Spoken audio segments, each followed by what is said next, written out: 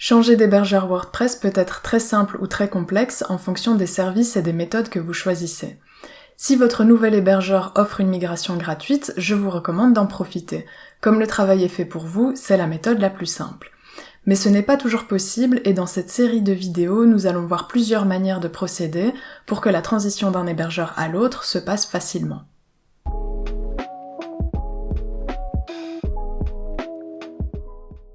Bonjour, c'est Nora et sur cette chaîne, je vous aide à optimiser votre site WordPress. Aujourd'hui, je vous montre comment changer d'hébergement avec Duplicator. Elle fait partie des extensions de migration les plus populaires et elle vous évite notamment de devoir installer WordPress sur votre nouvel hébergement avant de migrer votre site. Je vous montre ça tout de suite.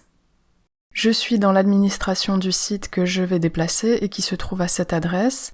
Pour moi, c'est une adresse locale, mais peu importe, ça marche aussi si vous êtes sur un hébergeur en ligne. Et voici à quoi ressemble la page d'accueil. Et je vais déplacer ce site sur cette URL qui pour l'instant ne comporte rien du tout. Je vais donc commencer par aller dans Extension Ajouter. Je vais faire une recherche pour Duplicator. Et je vais installer et activer l'extension. Je vais en profiter pour désactiver mon extension de cache et mon extension de sécurité et je les réactiverai une fois que le site aura été transféré. Ensuite, je vais aller dans le menu Duplicator et Paquet. Et ici, je vais cliquer sur le bouton Créer un paquet. Vous pouvez donner un nom à votre paquet. Normalement, il comporte le nom de votre site et la date. Si vous ouvrez les menus Stockage, Archives et Installeur, vous avez plusieurs possibilités. Par exemple, transférer uniquement la base de données ou uniquement les fichiers. Pour moi, je veux transférer l'ensemble de mon site, donc je vais tout laisser tel quel. Je clique sur Suivant.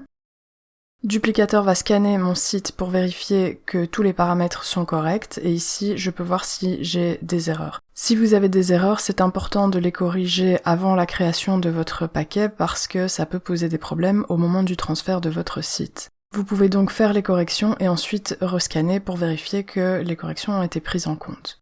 Je clique sur Création et Duplicator va assembler un paquet. Mon paquet a été assemblé et maintenant je dois télécharger deux fichiers, un fichier d'installation et l'archive de mon site. Et vous pouvez cliquer sur le bouton pour les télécharger l'un à la suite de l'autre. Ensuite, je vais devoir me rendre dans le répertoire de ce site sur lequel je vais installer le paquet que je viens de créer. Et pour ça, je vais me connecter via FTP à ce site. Je me suis connecté au serveur de mon site via FTP et je vais téléverser les deux fichiers que j'ai téléchargés, l'installeur et l'archive. Mon installeur et mon archive ont été téléversés et maintenant je vais devoir accéder à l'installeur. Pour ça, je vais revenir à mon site et je vais devoir ajouter à l'URL de mon site /installeur.php. Et de cette manière, j'accède au fichier d'installation de Duplicator. C'est une installation en 4 étapes et la première étape est de vérifier que tout est valide.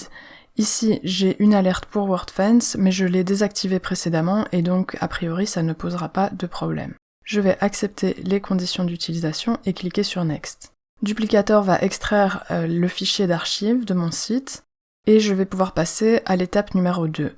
Pour installer la base de données, je vais d'abord devoir en créer une nouvelle et je vais faire ça sur mon compte d'hébergement. J'ai créé une base de données et j'ai ajouté un utilisateur avec tous les privilèges à cette base de données et donc je peux rentrer le nom de ma base de données, le nom de l'utilisateur et le mot de passe. Ensuite, je peux cliquer sur Test Database pour tester la connexion à la base de données que je viens de créer. Ici, je vois que mes données sont valides, je passe tous les tests et donc je peux cliquer sur Next. Ensuite, je confirme l'installation avec le nom du serveur, le nom de la base de données et le nom de l'utilisateur de la base de données. Tout est correct, donc je clique sur OK.